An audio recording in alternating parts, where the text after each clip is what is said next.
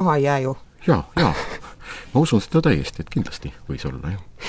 Aga esimesed inimesed siis teadaolevalt elasid Eestis vähemalt 11 000 aastat tagasi. Jah, esimesed, see on nüüd kõige vanem asula, mida me seni oleme leidnud.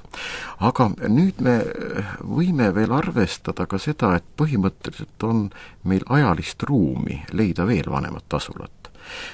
No me peame siin teadma, millal see jää siit taandus. No jää taandumine oli küllaltki pikk protsess, see võis kesta kusagil isegi paar tuhat aastat, no praeguste arvamuste järgi hakkas taanduma kusagil, ütleme 12 000 aastat enne Kristust, eks ole. Kõigepealt vabanes siis Kagu-Eesti jää taandumine, see oli nii-öelda siis loode suunas. Ja alles siis see Loode-Eesti siis võib-olla vabanes kusagil 10 500 enne Kristust, eks ole. Nüüd kõige vanem asula, Pulli asula on meil 9. aastatuhande algusest. Nii et on võimalust leida veel vanemaid ja muuseas see on ka üpris tõenäoline. On teada näiteks Läti ja Leedu alalt, et seal siis üsna selle jää taandumisserva lähedal, seal kus liikus või elasid tol ajal põhjapõdrad, siis üks seltskond inimesi oli spetsialiseerunud just põhjapõtradele ja on sellised põhjapõdraküttide asulad olemas.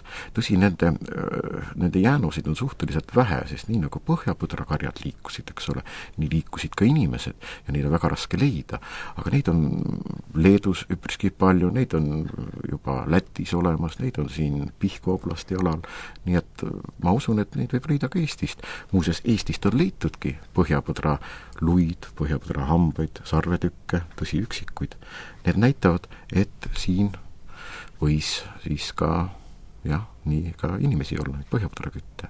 Aga muidugi leida on kahjuks seda asulat küllaltki raske. Aga need Pulli inimesed, mis inimesed nemad olid? No Pulli inimesed, kuidas nüüd öelda, kes nad olid? Meil ei ole Pulli inimestest ju ühtegi luukildu ka olemas, nii et nende väljanägemise kohta ei saa küll midagi öelda. Meil on ainult siis Pulli asulast leitud, eks ole, nende poolt kasutatud tööriistu ja sealt on leitud loomaluid, mis näitab, millistest loomadest nad toitusid ja veidikene on siis ka jäänuseid nagu elamutest, no põhiliselt küll kivid, mis on üle ümber kolde asetatud, et koldekohad on olemas, nii et kui vaadata, et millega nad tegelesid, millest nad elatusid, siis nende siis peamisteks saakloomadeks olid siis põdrad ja koprad. Nii et nende loomaluid on kõige enam. No peale selle on Pulli asulast ja Pulli asula kuulub nii-öelda Kunda kultuuri, eks ole, selle elanikud on olnud väga lähedased. Ja nii, kui me vaatame üleüldse tolleaegseid teisi asulaid, veidi nooremaid asulaid, siis on seal veel selgeid märke ka teistest elatusaladest. No on selge, nad on tegelenud ka kalastamisega, on kaladeluid olemas ja siis kindlasti on korjanud selliseid loodusande. Küll pähkleid ja pähklikoori on siit sealt tulnud seeni ja võib-olla marju ja juurikaid. Nii et kuidas neid seeni ja marju ja juurikaid on siis nüüd tuvastatud? Ei, neid ei olegi tuvastatud, ma lihtsalt ütlesin. Muuseas, ega me ei suuda väga palju asju üleüldse tuvastada, nii et me peame lihtsalt oletama. Ega nende marjade kohta ka ju ei ole praktiliselt õiged jäänuseid olemas, nii et see on lihtsalt nagu välja pakutud, et mida võidi, eks ole, tol ajal veel siis süüa. Nii et meil on ju üleüldse tollest elust me teame ju ilmselt ainult murdosa, sest kõik, mida nad tol ajal siis kasutasid, eks ole, ütleme siis puust ja esemed või nahkadest rõivad ja nii edasi, nendest ei ole mitte mingisuguseid jäänuseid. Meil on ainult kindlast materjalist mõningaid esemeid olemas, no need on siis tulekivist esemed, siis on osa esemeid, mis on säilinud, siis, mis on valmistatud luust või sarvest ja isegi nendest ei ole kõik säilinud, nii et need teadmised, mis tollest elust on ikka suhteliselt tühised. Kas me seda teame, missugune siis, ma ei saagi öelda, et missugune siis Eestimaa oli või missugune siis meie territoorium oli sel ajal? Et kas olid saared juba olemas ja miks just siis Pullis võisid inimesed elada või on see lihtsalt juhus, et seal on avastatud see elamise koht? No Pulli on nüüd selles mõttes on ta nüüd väga tüüpiline koht, kus tol ajal elati. Tol ajal elati siis jõgede, järvede ääres kõige sagedamini. Ja nüüd, kui me vaatame siis Eestit, siis Eesti oli tol ajal tublisti väiksem.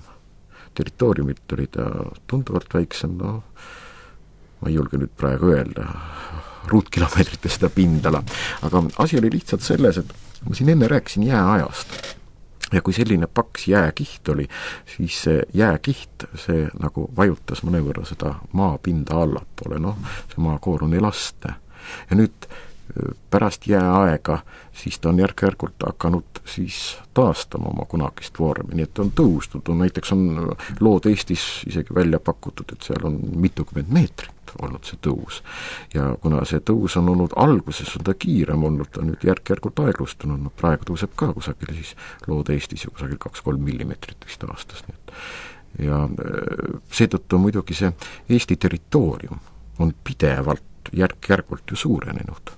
Ta on nagu kasvanud.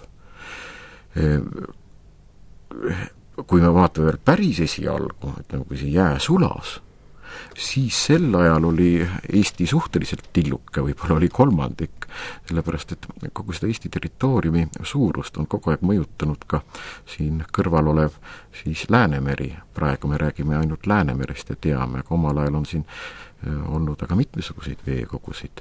Näiteks kui päris alguses, kui jää sulas, siis sellel ei olnud ühendust ookeaniga, oli hästi suur järv.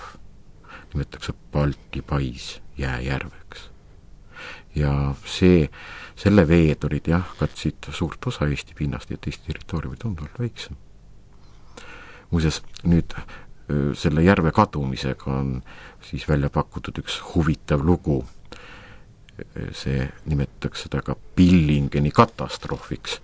Nimelt, kusagil praeguste andmete järgi 9600 enne Kristust, siis kui jää sulamine oli siis seal, ütleme, põhjapoolsesse Rootsi ulatunud, siis kusagil Kesk-Rootsi alal Billingeni mägede kohal siis see Balti jääpaisjärv murdis läbi ja tekkis siis ühendus ookeaniga. See muidugi tähendas, et nüüd veetase hakkas kohutavalt langema. Ja kui kiiresti ta langes, seda me ei tea, mõned geoloogid on siin kunagi välja pakkunud isegi, et see võis toimuda mõne päeva jooksul.